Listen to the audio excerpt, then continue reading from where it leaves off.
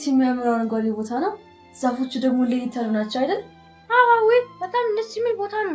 እኔ ግን በጣም ፈርቻለሁ። አትፍራ ሊዮ፣ ና ተደቀን የሚያምሩትን አበቦች እንለቅማለን።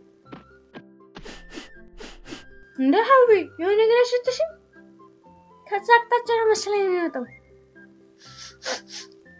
አዎ የሆነ ደስ የሚል ሽታ አለ። ወይ ማይ ድረስልኝ ተወልድ ነው። አይዞህ ነባኮልስ ነርፋ አይመስለኝም። አበባ ፈልጋ ነው የመጣችው። አይዞህ አንድ ላይ እስከሆነን ድረስ ምንም ነገር አንሆንም። እሺ አትፍራ። አስማታ የወንበር ነው አይደል እዚህ ያመጣን?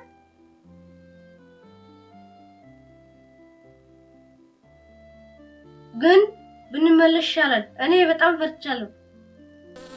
አላልኩም ሊሎ፣ ንባ አበባ ላይ አረፈች። እኔ ግን የሽታ ከየት እንደመጣ ላውቅ አልቻልኩም። ና ከዛ አቅጣጫ ነው የሚመጣው። ሀዊ ዛፉን እየተንቀሳቀሰ ነው፣ እንዳትጠጊው። እንዴት ናችሁ ልጆቼ? እኔ ብልሁ የዋርካ ዛፍ እባላለሁ። ዕውቀቴና ጥበቤ እንደምታዩት ቅርንጫፍና ቅጠል ሰፊ ነው። ማወቅ የምትፈልጉት ዕውቀት በሙሉ እኔ ጋር አለ። ምንም ማወቅ አንፈልግም። ወደ ቤታችን ለመሄድ ነው የምንፈልገው አይደል ሀዊ? የዚህ ቦታ ስም ምን ይባላል? ይህ ቦታ ጅማ ይባላል። ጅማ? ወይኔ ጉዳችን፣ በጣም ርቀን ነው የመጣነው። እስቲ ስለ ጅማ አንዳንድ ነገሮችን ንገረን። ጅማ ኢትዮጵያ ውስጥ ካሉ ዋና ዋና ታሪካዊ ቦታዎች አንዷ ስትሆን እጅግ የተዋበችና አረንጓዴ ከተማ ነች። ከዚህም በተጨማሪ የአባ ጅፋር ቤተ መንግስት መገኛ ቦታም ነች። ቤተ መንግስት? ምንድን ነው ደግሞ ቤተ መንግስት? ቤተ መንግስት ማለት ንጉሱና ቤተሰቡ እንዲሁም የንጉሱ አማካሪዎችና ሰራተኞች የሚኖሩበት ቤት ማለት ነው። የአባ ጅፋር ቤተ መንግስትም ከፍ ያለ ቦታ ላይ የተሰራ ስለሆነ አጠቃላይ ጅማን ከተማ ለማየት ያስችላል። በየዓመቱ በርካታ ሰዎች ቤተ መንግስቱን ለመጎብኘት ይመጣሉ።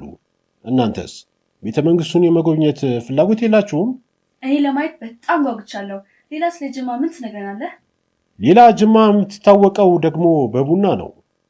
ቡናስ ምን እንደሆነ ታውቃላችሁ ልጆች? አሁና ደግሞ ቡና የሚያውቃለ? እማዬ ሁሌ ጠዋት ቡና ታፈላለች። አሁን ጥቁር ቀለም ያለው ትኩስ መጠጥ ነው። ጎበዝ ልጆች። ጅማም ኢትዮጵያ ውስጥ ከሚታወቁ ቡና አምራች አካባቢዎች በዋነኛነት ትታወቃለች። እሺ አሁን ደስ የሚሉ መዓዛ ተከትለን ነው የመጣነው። እኔና ሀዊ ምን እንደሆነ ለማወቅ ጓጉተናል። ቻው፣ አሁን መሄድ አለብን። ቻው ብሉ ዋርካ። አንድ ቀን ደግሞ እንደምንገናኝ ተስፋ አደርጋለሁ። መልካም ቀን ልጆች፣ ሰላም ሁኑ። እኔም ትንሽ ስለደከመኝ መተኛት እፈልጋለሁ።